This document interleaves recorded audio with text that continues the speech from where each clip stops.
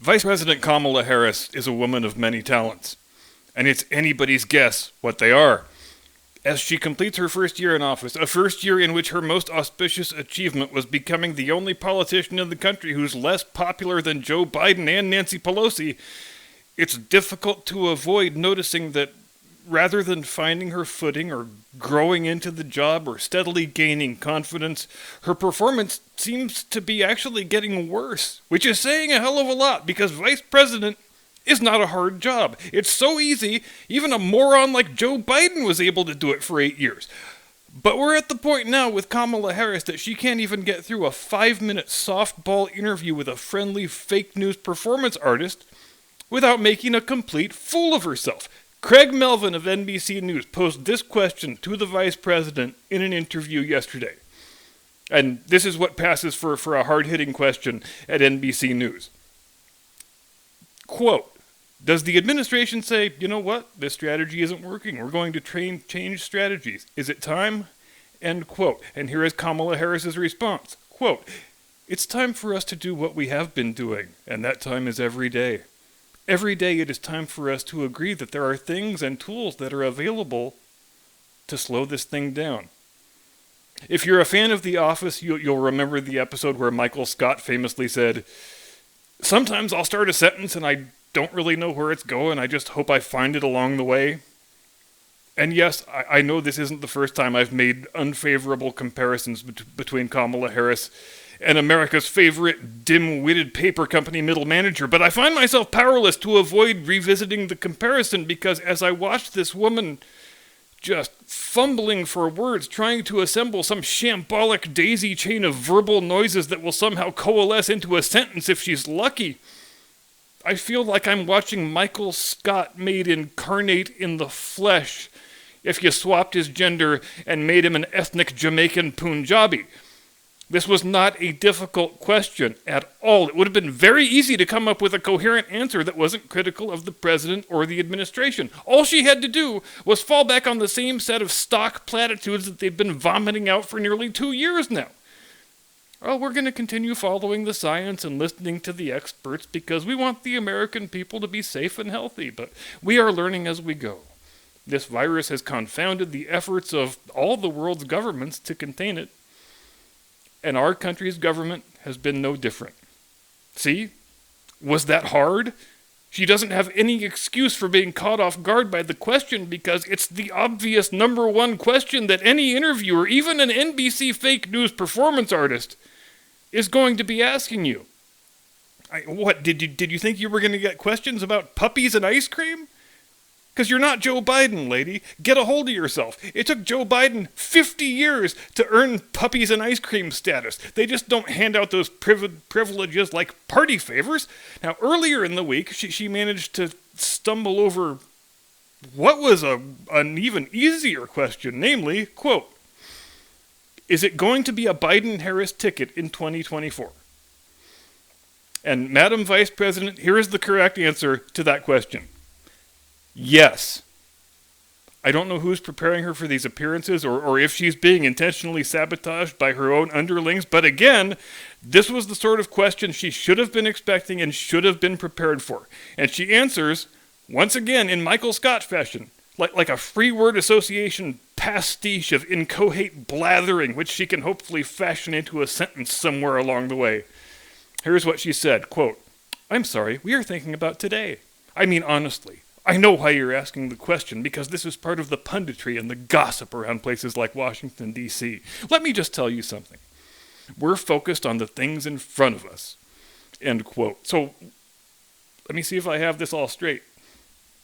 It's punditry and gossip to ask the sitting vice president if she plans to run for re-election? Because it sounds to this observer like a pretty reasonable and relevant question, so it's kind of amazing that it was asked on the Today Show. Oh, but wait, what's that up in the sky?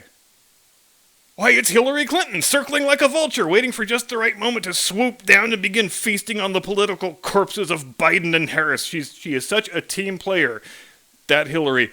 Much more on that in the main segment. Hit the music, Jim Eagle.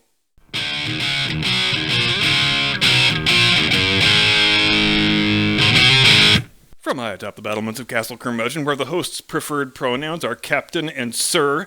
Good evening, Mr. and Mrs. America, and all ships at sea. Happy Friday. Welcome to the program. I am your eponymous host and humble servant. And we need to talk about that vulture. The one with the cankles and the pantsuit. Just like that bad penny that won't stop turning up, or that cockroach you could have swore you killed a dozen times already. Hillary Clinton is back. She started sniffing around again, like Bill Clinton at a cheerleader convention, and making it known in that oh-so-subtle way of hers that, well, yeah, sure, now that you mention it, I guess I wouldn't mind running for president again. Thanks for asking. And look, I know I keep repeating this, but it's a fact that bears repeating. We are not yet 1 year into the Joe Biden administration, and it's already being talked about openly that, yeah, we're probably going to have to cut bait on both of these losers if we want our party to survive. Which is an understandable sentiment, because Joe Biden is an historically inept president, possibly the worst one ever elected in his own right. Allegedly. And Kamala Harris hasn't succeeded at anything except being a woman who isn't white, which, of course, is the only reason she's around anyway, but I digress. For Biden, the reasons for his struggles, they are numerous and they are self-evident. The man is in an advanced state of senility. He was a bumbling dumbass even when he was in his prime, and at this point in his life, the only job he's qualified for and capable of performing is nursing home patient. With Harris, it's much more difficult to fathom how it is that she's doing so incredibly badly and making such a complete ass of herself in every public appearance where she is required to open her mouth and make sounds come out. But we do know that there's been a mass exodus going on amongst her staff for the past month or two, and it's been reported anonymously by some of the people who've left that the vice president is impossible to work for or with, that she's lazy and arrogant and refuses to read her briefing materials before she goes out in public, and then when the appearance goes badly, she abuses and terrorizes the same staff members who gave her the preparatory materials that she couldn't be bothered looking at. Which is kind of an amazing thing to consider because, again, being the vice president is not hard, especially not when you've got a corrupt, compliant news media that wants nothing else in the world but to make you look good. The vice presidency is such a non-job, so stultifyingly boring with so few actual duties attached to it that occupying that office for 4 years nearly drove both Adams and Jefferson to suicide. And John Nance Garner, who was vice president for FDR's second term, once famously remarked that the vice presidency isn't worth a warm bucket of piss.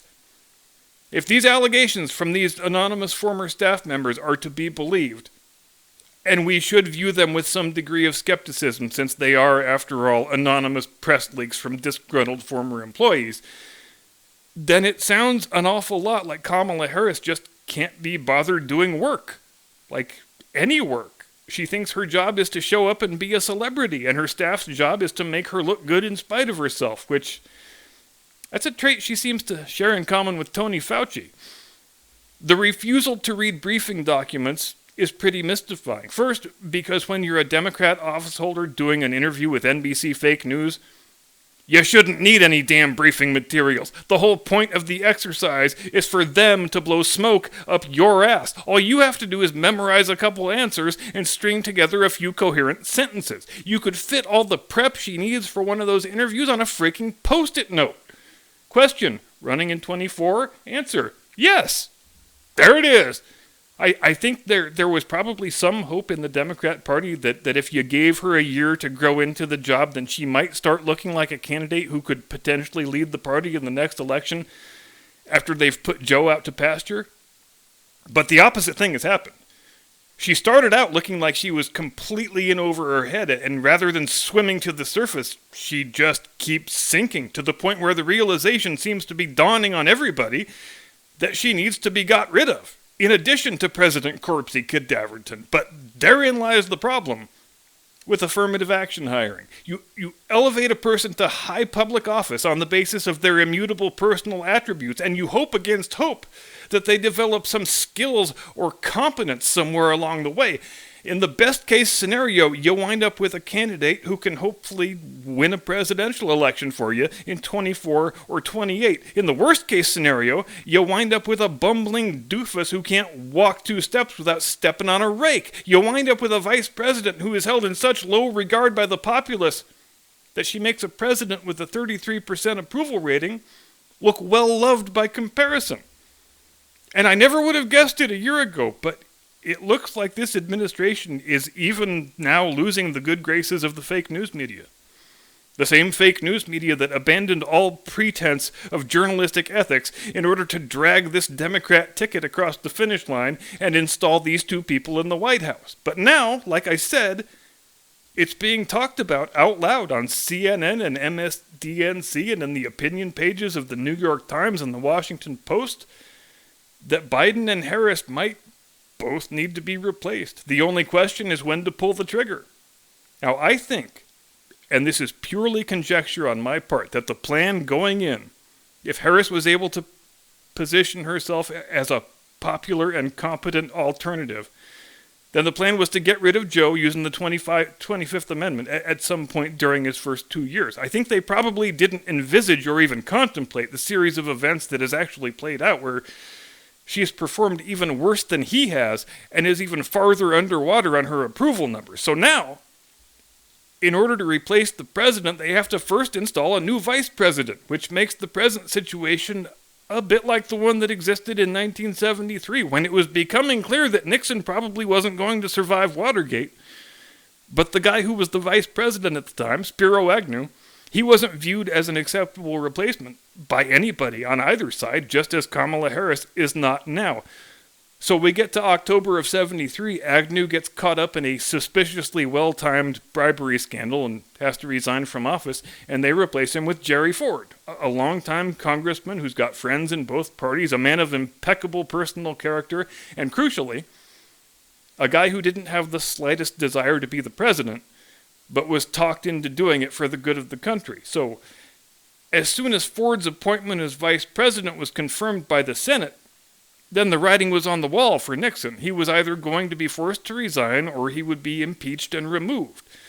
And he managed to drag the thing out until the first week of August in 74, but still, his political demise was a fait accompli from the moment Ford was installed as the vice president. And how is all this relevant to today? Well, here comes a bold prediction. Kamala Harris will not be the vice president at the end of 2022. She won't be the vice president on the day of the midterm election in early November. I suspect pretty strongly that the decision has already been taken to move her aside in favor of someone who can be viewed by the public as a viable replacement for Joe Biden, because the political calculus just doesn't pencil out otherwise. You can't replace an intensely unpopular president with a vice president who is even more widely reviled. But make no mistake, Kamala Harris is widely reviled, and the people who put her in this position are experiencing an acute case of buyer's remorse. Now, who will they replace her with? I don't have the faintest idea. There's no such thing as a moderate Democrat anymore, so good luck finding someone who can garner any sort of bipartisan support. Well, I guess Joe Manchin is a moderate Democrat, but they can't use him because the woke leftist base regards him as a traitor for not wanting to nuke the filibuster, and same deal with Kyrsten Sinema. Which brings us back to that vulture that's still calmly circling above the side of the fiery train wreck. And the hypothetical scenario that I'm about to lay out, it might sound preposterous at first, but I'm telling you right now, don't be surprised if it happens. Sometime in the late spring or early summer, there will be some sort of corruption scandal involving Kamala Harris, or barring that, a family emergency of some sort that forces her resignation. And who gets appointed to the vice presidency in her place? The vulture herself, Hillary Rodham Clinton. She wouldn't have much trouble being confirmed by the Senate, even with a 50-50 split, because all she needs is one vote from a squish rhino Republican, a Willard Romney, a Rob Portman, somebody like that. But they won't pull the trigger on Biden right away. Just like with Agnew and Ford, they'll give it 9 or 10 months before matters come to a head. The midterm will be a red wave bloodbath. It'll look like the tide at Omaha Beach, which is pretty much unavoidable at this point, but in the aftermath of that, it'll be clear that Biden no longer has any support in any quarter and is a dead man walking. I mean, in the figurative sense, because he's already a dead man walking in the literal sense. So I'm going to guess it happens in the spring of 2023. Either Biden will resign from office on grounds of ill health, and if he's unwilling to do that, if they have to push him out, there's one of two ways they can do it. They can either go the route of the 25th Amendment, or they can get the media to stop assiduously shielding the Biden family from the consequences of their corruption and get him to just open up the floodgates. And at that point, take your pick of which scandal takes him down. Spin that roulette wheel. It doesn't matter what number it lands on. Anyone will do. Hunter's laptop, Hunter's art career, the shady China deals, the shady Ukraine deals, 10% for the big guy, Tony Bobulinski. I could keep going, but you get the point. The Bidens are the most corrupt political crime family in the United States in the past 50 years. Take your pick of which thing you want to make into the scandal that brings down Joe's presidency. And yeah, I know this stuff is all pretty depressing to contemplate, but be ready for it, because from where I'm sitting, that is the most likely series of events that is going to transpire in the next 18 months or so. It is not any kind of coincidence that Hillary showed up and started sniffing around just these past couple weeks. Hillary Clinton doesn't say one word or lift one finger if she doesn't think there's going to be a political or fiduciary benefit attached to it. And she's feeling right now like she's got a path forward to the presidency that doesn't even require winning an election. And she may wind up being right. So get ready. Be prepared. For we may be looking at a 2024 election wherein incumbent President Hillary Clinton faces off against former President Donald Trump. In any event, I think I can assert with near total confidence that neither Joe Biden nor Kamala Harris will be on the Democrat ticket in the next election, and neither one will still be in office by the end of 2023. And as far as Hillary goes, she may be a person who is as loathsome as the day is long, but one can't help admiring her hubris, or at least marveling at it, because who else but the HRC would show up and start kneecapping their own party's president and vice president when their administration is not yet 1 year old? This is a woman with no defining character traits except naked, unvarnished political ambition. She regards the presidency as her birthright. She thinks she ought to be 1 year into her second term right now. And the fact that she isn't is a monstrous injustice. It will never enter into her thinking that she lost the 2016 election, even after trying to frame her opponent as a Russian spy, because the people of the country dislike her and don't want her for their president. But what better way to get the last laugh than to assume the presidency without needing to be elected? That is the path forward she sees for herself right now, I think. And even were she to lose a second time to Trump, she still would have appropriated the only title she has ever sought or ever really cared about: First Woman President of the United States. I bet she's even got a tramp stamp tattoo that says First Woman President. That's probably what she was doing during the last week of the 2016 campaign, when she was hard at work, taking her victory lap, picking out her cabinet secretaries, choosing new drapes for the Oval Office, and wallowing in self-congratulation while Trump was hard at work, actually winning the damn election. Now, I would really love to say this has all been just a fun thought experiment, but the more I ruminate on the matter, the more convinced I become that some version of these events is about to take place. In the meantime, I'm happy to report that the Supreme Court struck down Biden's stupid vax mandate yesterday, or one of them, at any rate. You're still screwed if you're a healthcare worker, because evidently Brett Kavanaugh has decided to be John Roberts' little lapdog and vote with the liberals each time he can think of an excuse to do so, but that's a pretty good illustration of how stark the differences are between conservative justices and liberal justices. Conservative justices will often hand down decisions that conservatives find wrong and outrageous and abominable. But when is the last time a liberal justice voted against a law or a regulation that was promulgated by Democrats? Did you happen to read the dissenting opinion that was authored by Breyer, Kagan, and Sotomayor in the OSHA mandate case? There was nothing in that opinion resembling legal reasoning or constitutional analysis. It was just one spurious appeal to emotion after the other. The crux of their argument was, People are dying. That's bad. Government should do whatever it wants. Which is a real tour de force of legalistic jujitsu. One can't help wondering what the Democrats would actually have to do, how nakedly they would have to trample on the Constitution in order to make one of those three not dutifully affix the rubber stamp and invent some laughably tortured rationale for the decision.